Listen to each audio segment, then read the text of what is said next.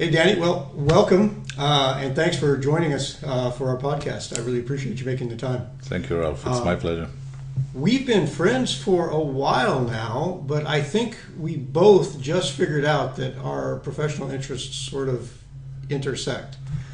Yeah, that's right. It's really interesting, because we are meeting on a very personal, like almost chemistry base, I would say, and then suddenly appeared this tea issue. Right. Uh-huh. and yeah.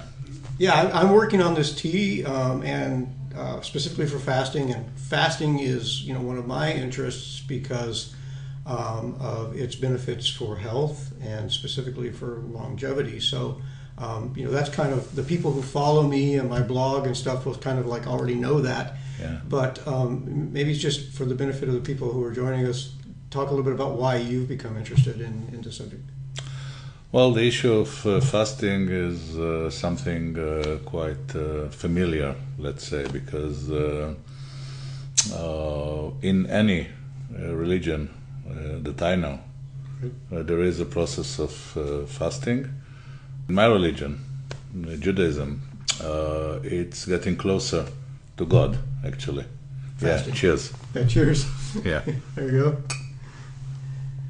So, fasting is for the spirit. Spirit, okay. Yeah, in religion it's for the spirit, of course. We know, of course, we had our lesson of biology and of chemistry and of physiology, and of course we know that fasting also is healthy, like for the body. Right. And because in my world and in my work and in my private life, it's a clear connection between body, soul, spirit. So for me, it's not a breaking news. I understand that everything. Right. That's part of why I find what your practice interesting, is because you're in my experience with psychotherapy, you're one of the few psychotherapists around who sort of has that viewpoint of an integration between the body, mind, and soul. Yeah. Well, I am not sure that my fellow clinical psychologists are big fans okay. of this attitude, but right. It's okay. It's mine. Yeah, I know. Well, it hasn't always been like this. Of course, I'm a product of normal university, psychology faculty, first and second degree. I would say in the last 10 years, especially the last 5 years, it became clear to me that my view should be much wider, much deeper, and much higher. Okay. So it's not just going deep into the unconsciousness, what I've been doing for many years. It's also to understand that we are not alone in this world. We are not here by chance, that we have a mission, that we have guardians, that we have supervisors, if you may say so. Sure. And we should take care of all this complex. If somebody is not sure that he or she understood, I say just see the Matrix film and you'll understand everything. Yeah, I love that movie. Yeah, so we live in a matrix, this is true, and I try and thanks God succeed to see a bit beyond that. So travel of spirit, place of soul, connection with body is my day-to-day life. So for me it's, you just barged into an open door with your tea. All right, great. And fasting issues. I think we could do a whole podcast just on the subject of that. I was thinking while you were talking that you should coin a phrase that came to my mind. We should trademark it. 3-dimensional psychotherapy. Well, yeah, thanks. Thank you. Trademark, everybody. Like that's mine. Okay. But let's talk a little bit. Focus in on the fasting a little bit. Sure. Where do you see fasting playing a role in your work? Well, the fascinating thing is that we know about the feeling of hunger from day one of our life. As infants, you mean? As infants. Okay, yeah. We know nothing about it as fetuses because we are constantly fed. But then happens this tragedy, and we leave this wonderful place, warm, nice. You know, we have there whatever we need, and we just come into this noisy, crowded, lighted place called life or the world. And suddenly the baby is bombed with a feeling which he doesn't know what it is. He never felt it, ever. And this feeling is overwhelming. He feels actually that he is in danger, that his life is in danger. We would call it later hunger. But he doesn't know what it is. Right, it's an existential sort of... Absolutely existential, and he is anyway on a survival mode, okay, because this is his task. He needs to live, to survive, that's all. No, of course, other things also, but mainly to survive. Right. My wife's expecting we're going to have a new baby boy in our family in like about a month, and like as you're talking, I'm imagining this poor guy like, yeah, please don't take me out of here. Like this is the place. Something I like that. Yeah. I definitely hope for your wife for an easy and quick birth. But sometimes baby just doesn't want to come, you know, and he has his reasons, as we know. So let's hope that there is a good connection already, which I'm sure there is, and everything will be fine. So let's go back to this primary hunger feeling. It's overwhelming. He feels in danger. He feels his life is in danger, and we don't remember that. You don't remember this, I don't remember this. The only time that I'm getting close, I'm talking now about my own experience, I'm getting close to really experiencing what does it mean, is fasting. Is the feeling of hunger. Right. I mean, that's fascinating to me because, at least in the developed world, like our cushy world that we live in, most of us from that age sort of never really experienced true hunger. That's right. Sort of, at least, I'm not sure exactly when it happens, but from the age when we're able to demand food on a on-demand sort of basis, like at will, I think, we stop experiencing true hunger because we get the signals that we should be hungry before we're actually physically hungry. Mm-hmm. And the demand for food, the request for food starts before actual hunger sets in. So, that's right. It makes sense to me what you're saying, that fasting is probably one of the rare places where we can have that sort of existential... Yeah, and we fast because we decide to fast. Mm-hmm. Okay, let's remember, all of us, that there are many people in the world, actually the majority of people of the world, who know exactly what it is to feel hunger. Let's not forget that. But fortunately enough, we don't know that. We think we do. Mm-hmm. But it's tricks of our mind, right? Okay, which is of course supported by food companies, etc. To feel something that is related to hunger, right? Yeah, it's. There are actually, if you just from my perspective as a science guy, scientifically, you can sort of measure 4 different kinds of hunger. All right. So there's what they call satiety, and that's real hunger. That's, metabolically and physically, if I don't get some more energy into my body, bad things are going to happen. Right? Mm-hmm. There is satiation, which is, a lot of times people get confused between the two things. Satiation is based on my recent physical experience, my anticipation of future demand for food. And that's a physical thing. I mean, it's like if I take you to a steakhouse and you eat a great big steak, and then afterwards I say, you want another one, right? You're going to say no. Why? Because not only were your satiation needs met, but your satiety is telling you, like, oh, I can stop, right? Because the physical hormonal signals associated with satiety they're not reliable because they don't work until hours later, right? I mean, your digestion takes time and your metabolism takes time to catch up. So you can't rely on satiety. And so the satiation is a secondary mechanism that sort of gives you a better time indicator. Like, should I stop eating now because based on my level of physical activity and the amount of food I've consumed, I think I won't be needing food again in the near future, right?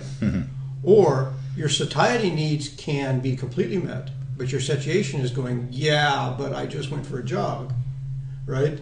Yeah. And because I just went for a jog, I know my body's telling me that I'm going to need more food, so I'm going to eat past the point of satiety because I'm storing away energy for a future anticipated demand.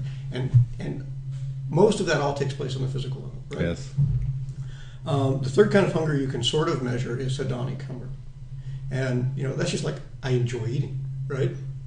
And the last one is sort of, it's like you can measure the level of satisfaction that you get from eating food. So that's tied to, at the physical level, all those hormones that are triggered by, Oxycontin and all that stuff, all the hormonal rush that is triggered, similar to the addiction model, right? Absolutely. A whole bunch of chemical stuff happens, right? So there's that level of hunger. And all four of those things interact, right? For example, if I've got, if I just finished eating steak and you offer me a steak, I'm not like, no, I'm not interested, right? I'm not interested in that steak. But if I just went for a hike, the crumbs that are in the bottom of my backpack taste like the greatest thing in the world, right? That's right. So my hedonic hunger is enhanced by my physical satiety, right? So there's this weird interaction between the four different kinds of hunger, and they're all playing with each other all the time. Well, that's really interesting. Yeah, I've been thinking just to add to this analysis that you just made, which sounds as true as fascinating, is the fact that we are really addicted. I mean, most people are addicted to food, not even to a specific kind of food. Right. They are addicted to the idea of eating. Right. And when they feel that they need to eat, physiologically they may not. Okay, they may have the psychological feeling or emotion, let's say, that it's needed. But it's needed like alcoholic needs his booze, okay? Right, sure. On the same level, needed. So this is not needed, and that is not needed, really. Right. But the feeling is absolutely like this. Right, and it's a physical feeling, right? I mean, it's not just in your head. It's a physical feeling. I remember it from my history. I had such a period that I really had this feeling that if I'm not going to eat in the next 30 minutes, I'm going to die. Right. Or get crazy. Right. So both of them were bad enough options, so I had to go and eat. Right. This was the feeling that I have to. Right. Of course, physiologically, I didn't have to. Like, I had breakfast, I've been eating yesterday also, I've been drinking. Everything is fine. The feeling is that I have to, I must. This is addiction. Yeah. And we have all the symptoms of withdrawal when we fast, Right, sure, for instance. headaches and all those things. Yes, absolutely. A bit of irritation. No, until body is getting used to this procedure, of course, and then it's fine. But in the beginning, we're edgy. We don't find our place. We have all kind of pains. We don't really. Right. People have coined a phrase called hangry. Yeah. Hangry. I'm half hungry. I'm half angry. I'm hangry. That's good. That's great. Yeah. I mean, it's weird. The different emotional triggers that are tied to the desire to eat that have nothing to do with physical. We eat when we're bored, right? Yes. We have nothing else to do. I'll eat. Yeah. We eat more when we're distracted. So if you watch TV, research shows that if you're watching munches, if you're watching TV or you're having a good conversation with a friend or something like that, we eat more. Yeah. Conversely, we eat to be distracted. So there's something bothering us, we're worried about something or whatever, so we'll go, well, I don't want to think about that, I'll go eat. Or right? Go smoke or whatever. Or drink or take drugs or That's whatever right. people are addicted That's to. right. People, they eat because they don't feel affection, and so they're like, I need a little affection. Mom used to give me soup when I was needed affection, so like I'll go make myself a meal, right? I mean, there's all these psychological stuff that makes us want to eat, and we kind of like we know that happens, but getting control of it's a challenge. Well, for me, this discomfort, this pain, this sometimes almost agony of the person who is deprived of his meal is the best position, can be the best position for real psychological process. That's interesting. So why is that? Because if you're comfortable and well fed and in general feeling great with yourself, what the heck are you doing in my clinic? You know, like, I have people who are suffering waiting outside. Yeah, I'm joking. Of course, I will find pain if you stay long enough. I'll find pain. But to make a change in your life, like I mean a real change in your life, you cannot do it from a comfort zone. Okay, comfort zone telling you stay, don't move. It's okay. Why do you want to change?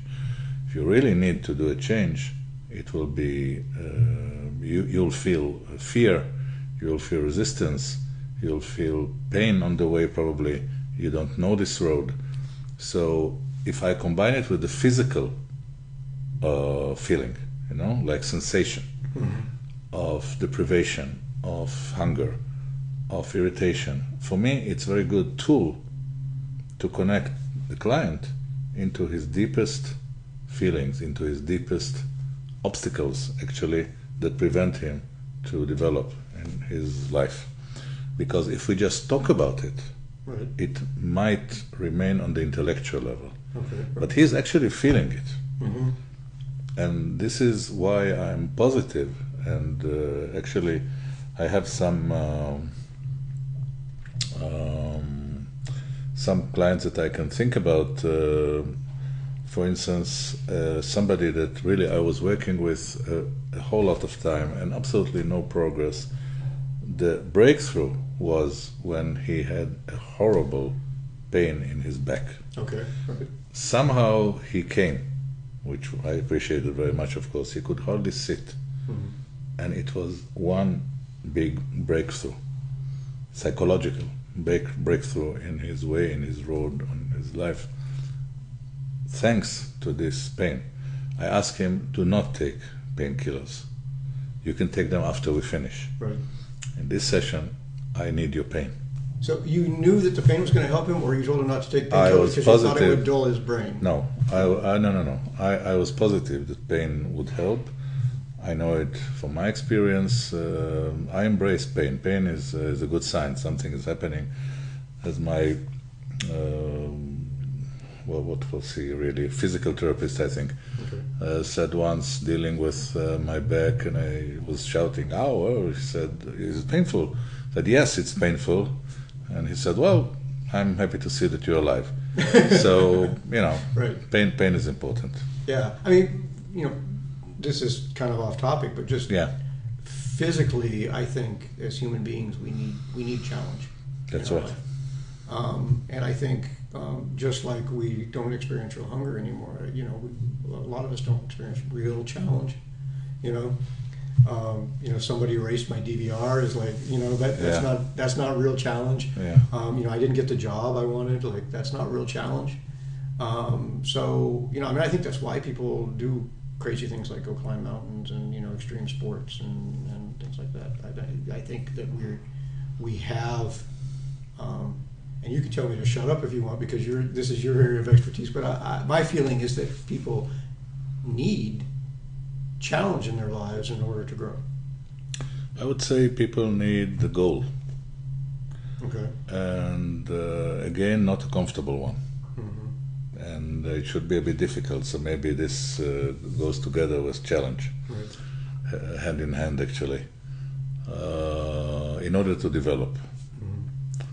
And as I said before, nobody wants to move. Really. We're all comfortable where we are.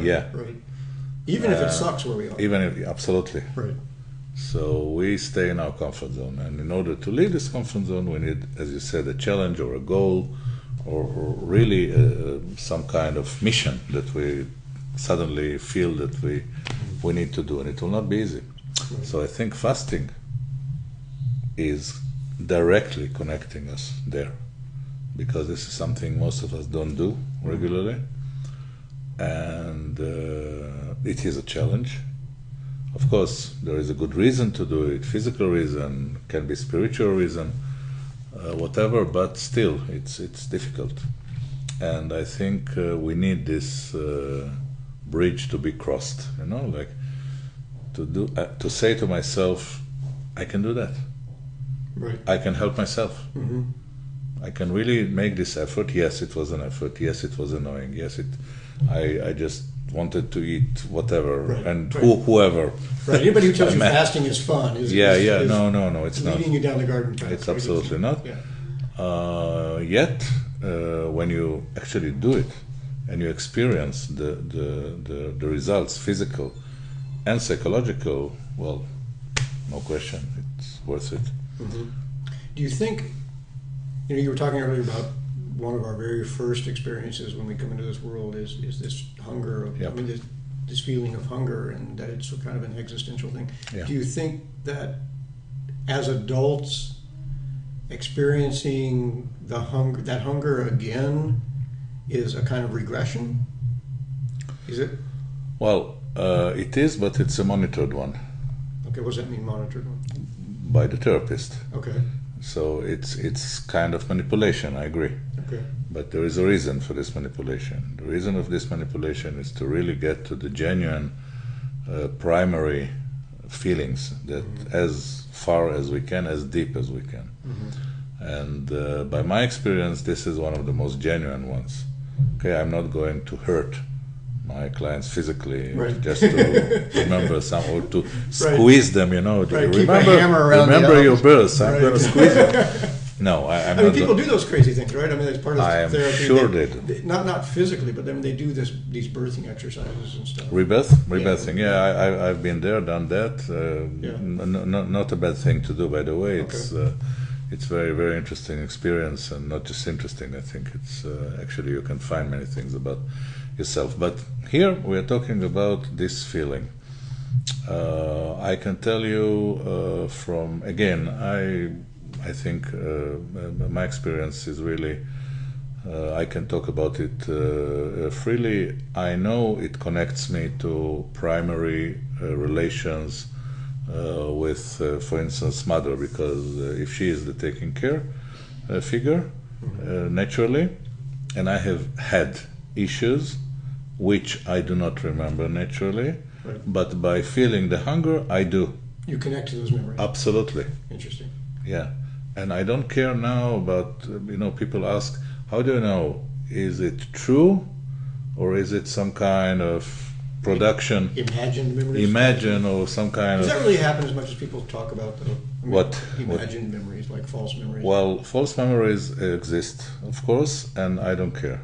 Because, okay. Really, because, right. I'm not the police here, I'm not investigating. Right. I am getting information from client in his own film. Right. This is how it looks. Right. This is reality for him. This is reality for him. And who am I to say differently? Mm-hmm. So, for me, it's fine, it's okay. And such an extreme feeling absolutely can provoke very ancient primary, as I said, pains or even memories, mm-hmm. And I think it's a very, very important thing. We usually don't get so deep in regular psychotherapy. Yeah, preparing to talk to you, I was looking at the research. This is actually good stuff. Good, I'm glad you like it. Yeah, I like it. It's it's another regression, but we worked hard on making it. Yeah, sure. There's I won't drag you down this path too long, but there's a new business book out called Simplify, and the author is talking about why do really successful companies, the biggest the companies that sort of change the world, why do they succeed? And the examples he gives are like Ford Motor Company. What other people had invented cars, and he didn't invent the automobile, right? Yeah. But somehow Ford made change the world with it. Like suddenly everybody could have a car, right? Or Apple computers, right? Why did Apple computers dominate, and grow from just a relatively small company to such a big company? And the author's premise is something called simplification, where he talks about you take some known technology or known thing and you make it simpler in people's lives, both in terms of function and use, but that's not enough. You also have to make it a joy, right? So like Apple computers, please forgive me, all you Microsoft people out there, but I love Apple products because they're intuitive and they're easy to use, and they're fun to take out of the box. They've got the whole user experience thing down. And so when I was doing this tea, I kept saying one of the big challenges was making it taste good because okay, we're simplifying, right? We've taken something that's really complex and difficult to do, this herbal formula to help people fast, and we've made it easy. But if it's not a joy, it's still not going to work. Yeah. Right. So I don't know whether I was wholly successful. It's not Coca-Cola. Well, it's not Pepsi. The color though reminds it a bit. Yeah. It reminds me of coffee. Okay. I happen to be fasting right now. I'm on day 3 of a 4-day fast. I wouldn't guess. Yeah. So I was, my energy level's okay, right? Yeah, fine. It's working. But I was drinking it this morning, and I don't know if it was the color or the smell, but I took that first sip and I went, oh, coffee. You could have fooled me for about 30 seconds or whatever, because speaking of addiction. Anyway, I did get us well off track on the whole subject of simplification, but we worked hard trying to make the tea. The tea tastes good, so people would find joy. My hope is that people will drink the tea just for health, not just because they're fasting. Yeah, well, I had in mind, my imagination is running fast. Okay, sure. So I already saw conference people who are actually fasting and having this tea. So, of course, I think it's enough difficulties in fasting. They don't need difficulties also in drinking. Right, I have to choke it down. Yeah. So I think it's a very good idea that it actually tastes nice. So. Yeah, this terrible guy, he dragged me to a conference. He's starving me. He's making me deal with the issues with my mother, and he's making me drink this horrible stuff. Right. And then he's going to eat secretly in his room. Right. Yeah. The other thing that I was thinking about when you were talking earlier was, so there's this one side of the benefit of fasting on psychotherapy, which is that you connect with your pain, and that pain in turn connects you to some very deep, other pains that are more psychological in nature. Do you think there's also this aspect of, the fasting high? So, on day 4 or 5 of a continuous fast, you suddenly are feeling great. And I know that in some psychotherapy, they have this idea that, if you can give the patient this experience of a higher self, that it also benefits their therapy. Is that something you thought about? Yes, well, let's put things in order. Okay. Usually when somebody tells me that he's been to therapy and he finished the session and he's feeling great, I recommend him to change his therapist. Because you don't supposed to feel great, you're supposed to be thoughtful or whatever, but great, what happened in the meeting? Right, yeah, I did psychotherapy myself, and it was a miserable experience. Sure. So I must have had a good one, because I was miserable every time. A bit of masochism never hurted anyone. So, the process slowly should bring you to a higher self-esteem. Okay. Definitely, yes. But it cannot come from the therapist. It should come from you.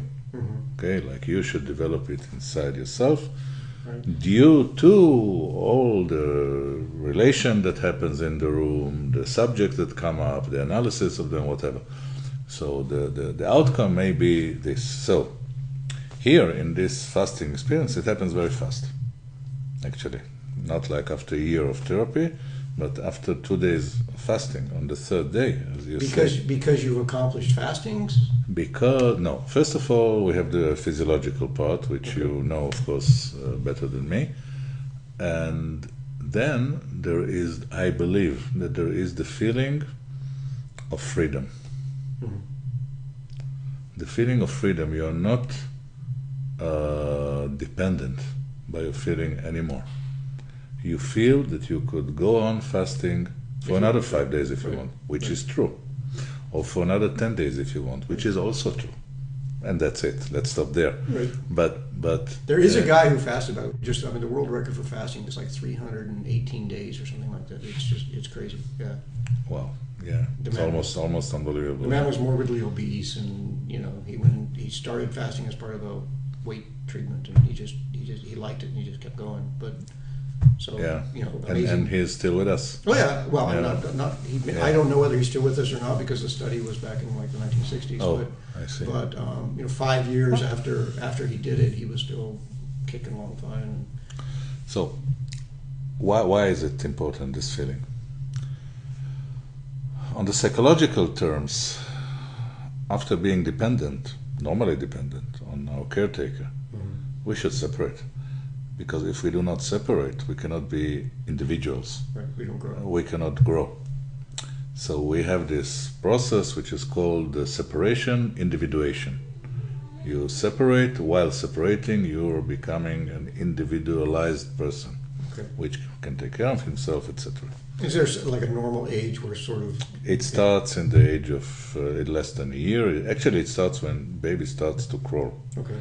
Because this is the first time, by his own decision, he is getting away, from mother or from father, doesn't matter. He decided to travel. Right. He decided to travel, suddenly. Right. So he feels that he's up to it. Okay, right. So this is first sign that everything goes well.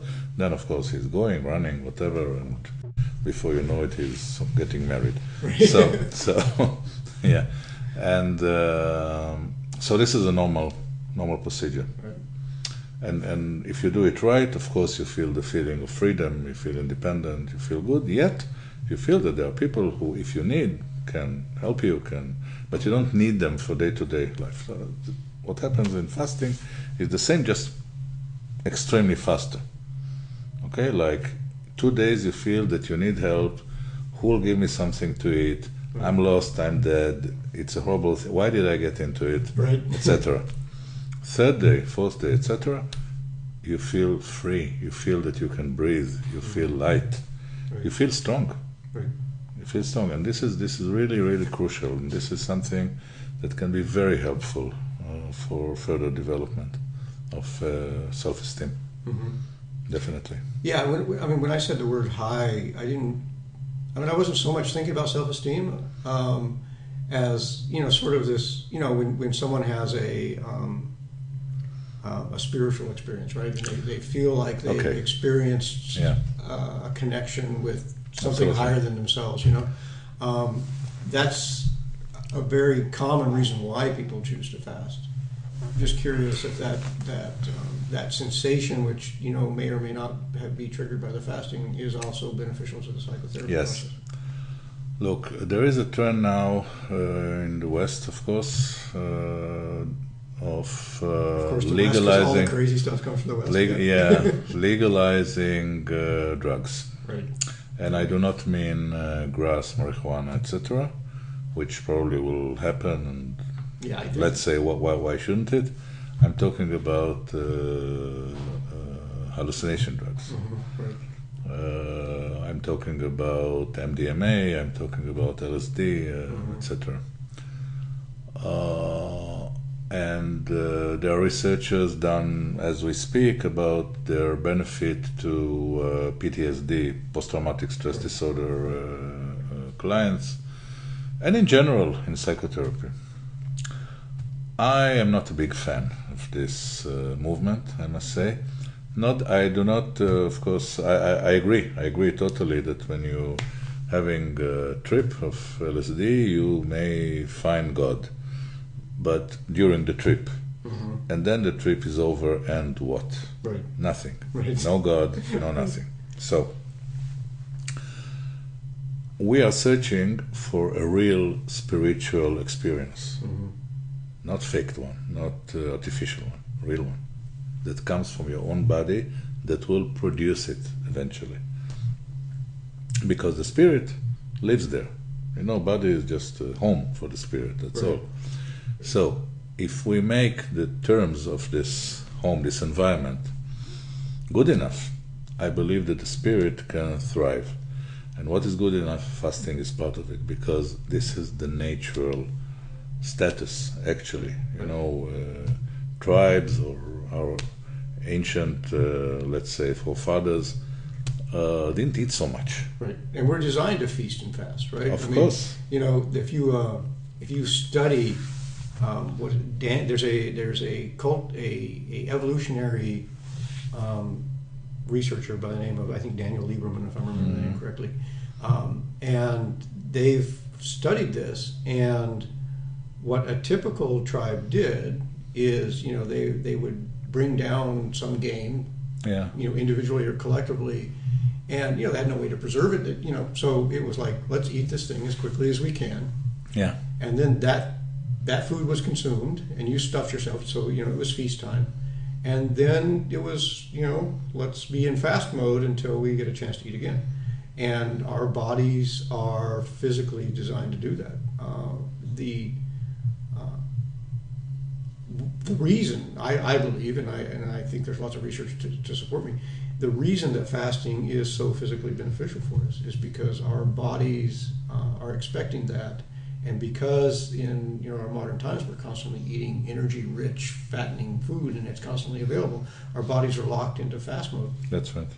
And necessary processes there's something called apoptosis, where our body clears away old cells and repairs damaged cells. Mm-hmm. Our bodies biologically don't do that when we're in feast mode, because your body's getting the signal times are good, right? Yeah. There's no need to repair stuff. That's Things right. are good. When your body shifts into fast mode, your body gets the signal, okay, we're not quite sure how long this is going to go on, so we better make the best of what we currently have. So it dials back all the growth hormones and all those things, and it cranks up all the repair mechanisms. Yeah. And that repair mechanism is crucial to long-term health. Things like creating new mitochondria, right? I mean, we know that mitochondria now is a key regulator of longevity. Yeah. And if our bodies don't ever go into repair mode and generate more mitochondria, when does that happen? Mm-hmm. Right? So you're absolutely right that we're physically designed to do that. Yes, and the spirit spots this. The spirit sees that repairment has been done, everything is on its place. Mm-hmm. What had to be fixed is fixed, and then can be a real connection. The spirit can actually be there and develop, Mm-hmm. and have connection with wherever it connects to. Usually we point up, but it's just a habit. Maybe it's down or there, I don't know. Right, sideways. Yeah, who knows? Yeah, God is everywhere. So We were talking earlier about seeking a genuine experience versus drugs. I'm in the herb business, so I interact with those kinds of people. People who use psychoactive drugs and drugs, and just to be clear, to me, an herb is an herb is an herb. Plants are plants. So the issue is not so much the plant. There aren't good and evil plants, which is, by the way, one of the things I think is wrong with the legal system demonizing a plant and saying this plant is legal, this plant's okay, but that one's not. Tobacco's okay, but marijuana's not, or whatever. I mean, it's demonization of plants. Plants are not inherently good or evil, right? So the issue becomes, what do we do with them? that's right. Right. I have a problem with that. But plants that have a psychoactive effect, I think that's beneficial. If you want to get spiritual about it, I think that God does that on purpose, and that those things exist for our benefit, used with wisdom and traditional teaching. So you use it the right way. I think those experiences are good for people. I think where it becomes a problem is when people are just experimenting and they're abusing it and they're using it as a means of escape. Then I think that's a different story. But I see absolutely no problem with a shaman using ayahuasca. Absolutely. And using that psychoactive effect of that plant to help him connect and help the people that he's trying to help connect in some way, in a spiritual way. We have no argument about it. I would just add that a process is needed.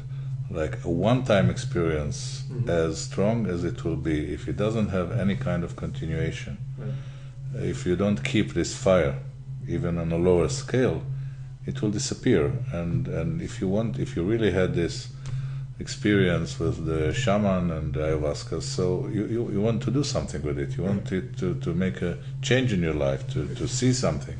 Right, and that's true. All those experiences fade, right? And you start doubting yourself. Yeah. Was that a genuine experience or not?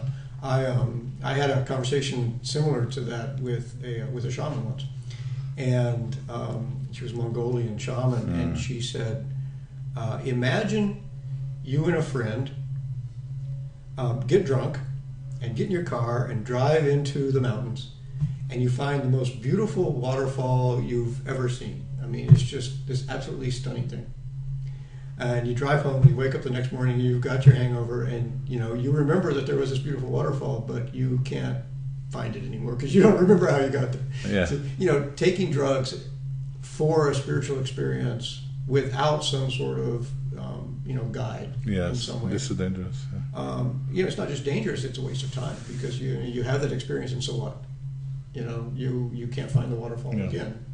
That's right. You don't know where it is, and you don't have a mechanism. You don't have a tool like meditation or fasting. This is why I see this fasting as a part of a process, not like just an event. It should be processual on the physiological level, of course, and on the psychological level, and then it's very effective. Right. When I was researching for this conversation, I tried to find research into fasting and psychotherapy. And almost everything I find is actually the opposite direction. So there are lots of studies where people have used psychotherapy to help people lose weight. That's right. They'll take a bunch of people and say, okay, you're fasting to lose weight, and we're going to give you psychotherapy to help you do that. But I've seen very little research that goes the other way around that says, I'm going to use fasting to help your psychotherapy. Is that science out there? People have done that research? Not really. No. So you're breaking new ground. Absolutely. After we finish this interview, I'll talk to my friend. He's a lawyer, and we'll write this down as a patent. There you go. We'll get there. Joking. I don't know if anybody has done it before.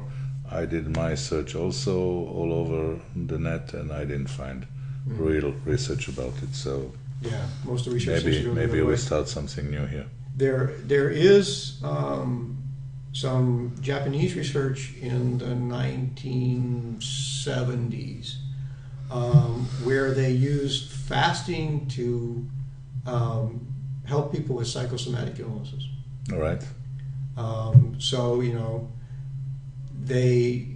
I don't fully understand the research, and I wasn't able to find the full paper, so I'm reading abstracts, which is always a bad way to do research, because people can say whatever the heck they want in an abstract. But it seemed to be that they claimed they had an 87% success rate using fasting to cure psychosomatic illnesses. And that raises a whole bunch of thoughts in my mind, was it really a psychosomac illness, or did you have something physical? Fasting just fixed you. Exactly the question. Yeah, yes. I don't know the answer. We don't know. But and there's. I would love to see that. Okay. I'll send you the link. Yeah, fine. Like I said, I don't have the whole paper, but you fine. You can read the abstract like me. Or you may have actually access to it because you're in that business. And I know there was some Russian research in the 70s as well on the whole subject of the benefits of fasting on psychotherapy, but it was during the times when Russia and the U.S. didn't get along very well, and it looks to me like the papers. I mean, I saw that those papers existed, but I didn't see anywhere that had a copy of the paper so I could read it and say, what did they find out? Maybe it hasn't been translated into English. Maybe, we'll see. Maybe in Russian. We know some Russian-speaking people, so they may help us. Yeah, that could help. So where are you going from here with it? You have this idea, and what do you want to do? I'm now designing it, actually. Okay. For me, the first idea is to have a group, because it's. I would like to use the group as a supportive mechanism.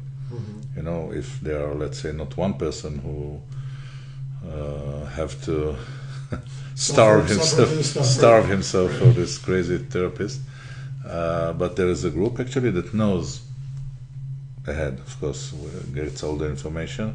No, I think you should surprise them. Just invite them to a conference, tell them it's going to be gourmet meals the entire time when they arrive, and say, look, I have a surprise for you. I would say to them, probably you wondered why this conference is so cheap. Well, exactly. This is the answer. Yeah. Well, it has to be carefully designed, of course. It will be some kind of food vipassana. You know, vipassana is when we are just silent, and here we absolutely shouldn't be silent, but we should keep our mouth shut from eating. We'll see. I'm thinking not about full fasting. I think maybe another system, maybe the 600 or 800 calorie system, which can be difficult enough. Sure.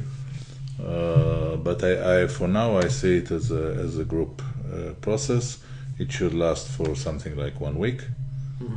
Of course, people will know everything in advance, and I believe we can get there very significant information. People would get very significant information about themselves, which can be used, if properly used, can really make a change in the life. So now I'm in the process of trying to see how it will look, you know, like what will be there, but I'm intrigued. And, I am too. I'm fascinated to hear how it goes. Like it's. Well, we may get their permission also. It has been done before to get permission to film it, so then it will be even more Is that significant. to film psychotherapy? If the clients agree, of course. Right. Yeah. Well, if they don't, of course, or not. If we have their signed agreement, so why not? Right. I mean, I guess you have to get 100% signed in. Well, yeah. Interesting. Do you think there's potential for fasting as a therapy for people who are addicted to other things? Well, I actually thought about it. I don't know. Okay. Definitely it works when you prevent, let's say, an alcoholic from alcohol. So finally it will work. You know, he will not consume. Of course, he should never touch any alcohol at any form again. Right, because you don't have an option with food. Yeah, so this is a bit different. Yeah. Right. I have a good feeling about it. I think this restoring, this cleansing procedure that the body will. I believe it may affect other addictions also. I mean, something you just, I don't know, tuck it in the back of your brain someplace and think about it though. We know that when our body gets overloaded with toxins and our livers and our kidneys just can't keep up with it, what it does is tucks those toxins away in fat deposits. And a part of the reason that fasting isn't fun, and part of the reason that people get things like headaches when they're fasting is because as that fat is burned, you re-release those toxins into your system. So, if you were exposed to, heavy metals as a child, right? Those heavy metals might still be in your body, but your body safely encapsulated them in, a layer of fat. And then you go through, you start burning fat as you're fasting, and those heavy metals are released into your system, and your body has to deal with it just as it had to deal with some amount when you were first exposed to it. So there, for some individuals who have that situation, I mean, it's probably more of us than you would think. There's going to be real physical symptoms to be dealt with. I mean, it's not just that I'm hungry. It's that, it's quite possible that you have toxins in your body that are being released into your system. Interesting, yeah. And, that on top of psychotherapy, on top of being hungry, that's a challenge. I just saw a study this week. A little bit off subject, but there's this parasite called cytoplasma. Mm-hmm. Cytoplasmosis, I think it's called. And it comes from cats. Oh, And yeah. they now believe that 50% of the people on the planet have this parasite in their bodies. And by the way, for a person in your part of the business, it's a fascinating parasite because it has a effect on your brain and your emotions. It's actually really creepy. If I wrote this as a plot for a movie, you would say like that. Yeah, horror. You're over the edge. Here's what this thing does. It can only breed in a cat's stomach, right? So the cat, for whatever reason, has this parasite in its stomach, and the parasite breeds and lays eggs, and the eggs get passed from the cat's system as feces, and then a rodent eats the feces. So now this parasite, poor guy, the only way to complete his life cycle and mate and find the love of his life is to somehow get back into a cat's stomach. So over thousands of years, they've evolved this mechanism where they affect the mouse's brain or the rodent's brain to lose his fear of cats. So normally, for example, if you have a lab mouse or whatever, and you put cat urine in a cage, the mouse will like go to the far corner and stay there because he's deep in his evolutionary program. He is cats are bad, right? You put this plasmosa in you infest the rodent with that, and they're fine with it. And even in some cases, they're sexually attracted to it. So you have these rats or mice who are actively seeking out the cat, and of course they get eaten. The parasite gets back to his stomach, finds the love of his life, and it has a happy ever after, right? Fascinating, yeah. So they used to think that only affected cats, but now they know that it can also happen in primates, and they have found that, for example, people who engage in sort of high-risk sports, there's a much higher probability that they are infested with this parasite. Or if you study people who have been in motorcycle crashes, there's apparently a much higher incidence of people who have been in motorcycle. If you study often when people are in crashes like that, they harvest the organs. Yeah. And they found out that they have to be extra careful when they harvest the organs to check for this parasite, because those people have lost their inhibitions as a result of having this parasite in their brain. I mean, Amazing. Yeah, it's like I said, if it was a plot to a movie, no one would believe that this little tiny parasites living inside your body could change your emotional responses to stuff. That was something else I wanted to talk about is right. How much of what we think is our emotional and mental stuff is just hormones gone wild. I'm sorry, but again, it doesn't really matter. Because okay, I mean, because reality is reality.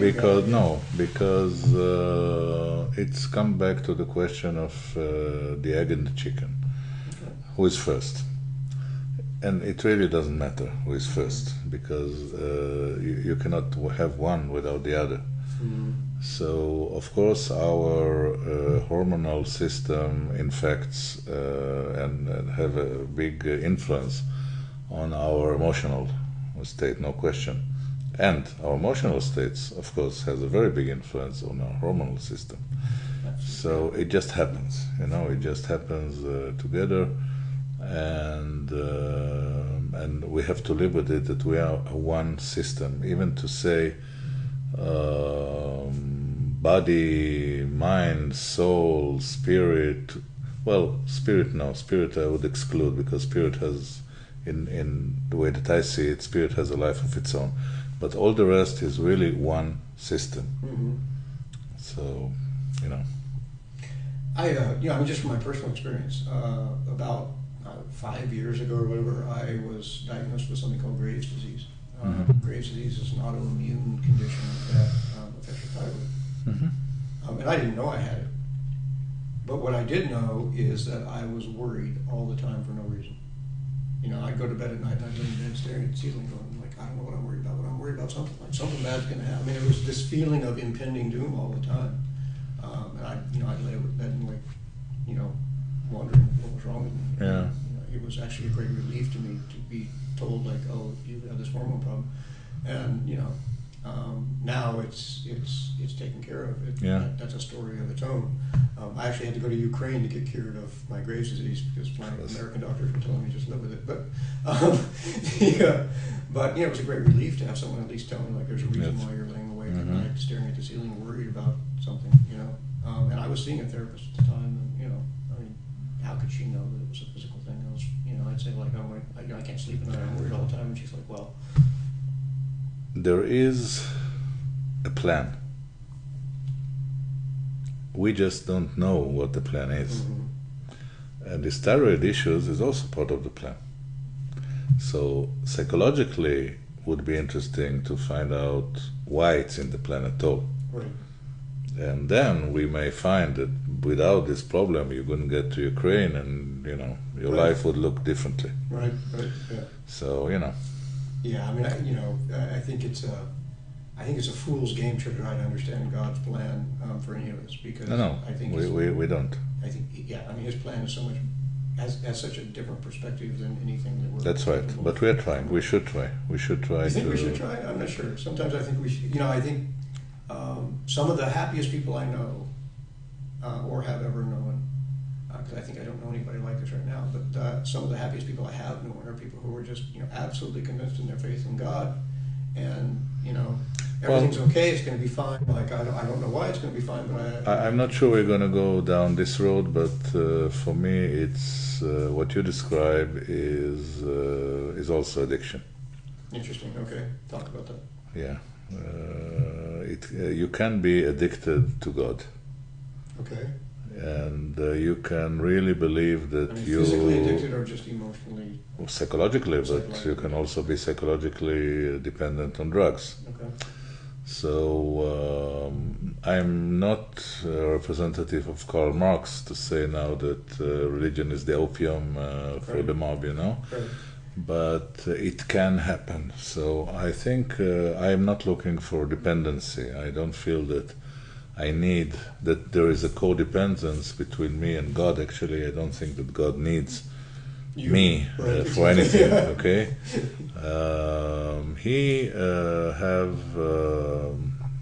he of course is the wrong word to use, but I don't have anything else. Right, you can use one of those gender. Ja, whatever, G. So things that I can develop, and there is a great belief there that I can develop, and actually they have a plan how to develop, which of course I don't know. So I'm searching for this plan. How do I search? It's not intellectual. If I search it intellectually, I'll not find it, because it's not. So I'm trying to connect what we call in our language to channel, to really establish a real good channel from which I'll get some kind of information that will help me to do the right thing. And I believe I have established that, and I believe I can help people to do that. And they need to be in a specific kind of mode or some dimension in order to do that. And it's another thought about fasting. I do believe, especially after it's less difficult physically, the channels can be much more open than they are usually. Yeah, I think that's definitely true. And there's lots of anecdotal historical evidence to support that. Buddhists, for example, have done really long fasts as part of their sort of gradual development of spiritual. It's a key part of Zen Buddhism is to partake in fast.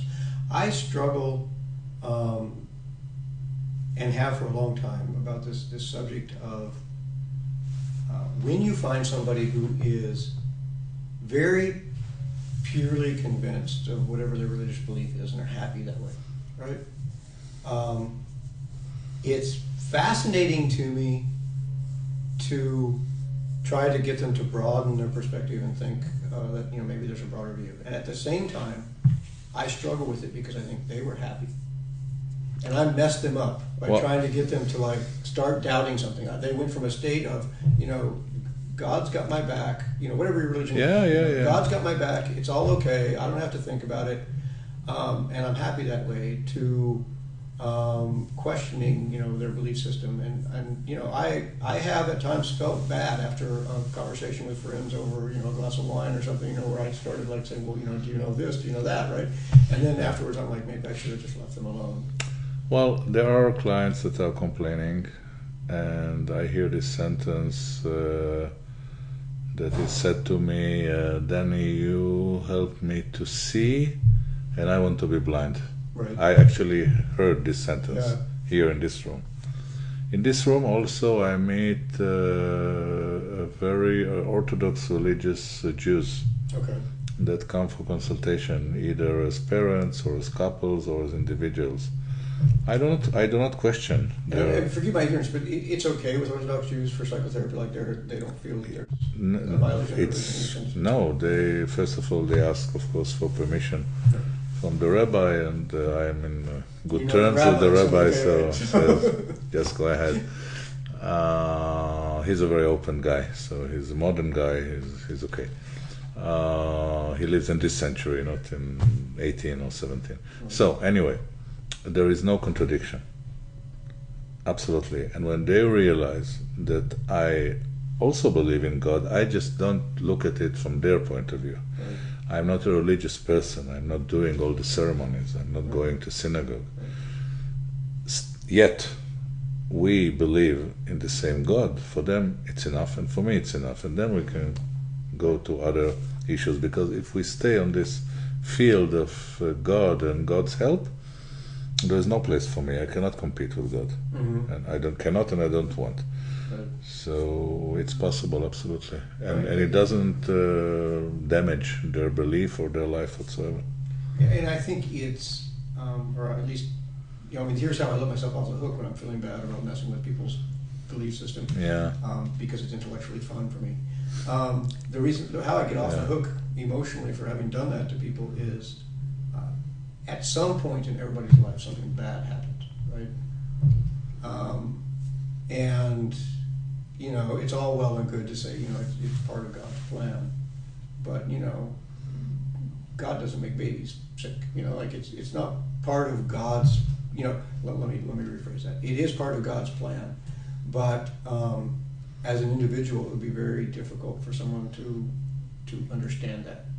And I've seen people go from this state of, well, I just know everything's going to be okay because God's taking care of me, to complete desperation because bad things happened, and they're like, wait a minute, I thought you had my back, right? Yeah. So I let myself off the hook for messing with people's religious beliefs, because I say, but at some point they need to have that more open perspective, because life is going to happen. And hopefully this will help them when life happens. Yeah, I agree. Okay. We agree that life happens. Yes. Finally. Yeah. Yeah. So, what else can we talk about? I think we've covered a lot. We quite covered a lot. Yeah. Yeah. We got off the subject a little bit, but that's fine. That's a good thing. It makes a better conversation. I really appreciate you making time. Thank you. My pleasure. Spending time with me. I think let's do it again. Yeah, sure. I'm curious to see how your progress goes with your new concept. All right. I'll continue to progress, hopefully, with the fasting tea, and hopefully we'll have a whole bunch of people who will be more popular than Coca-Cola. Yeah. That's the plan. Yeah, let's go for it. Okay. All right. Thank you. Thanks. Thank you.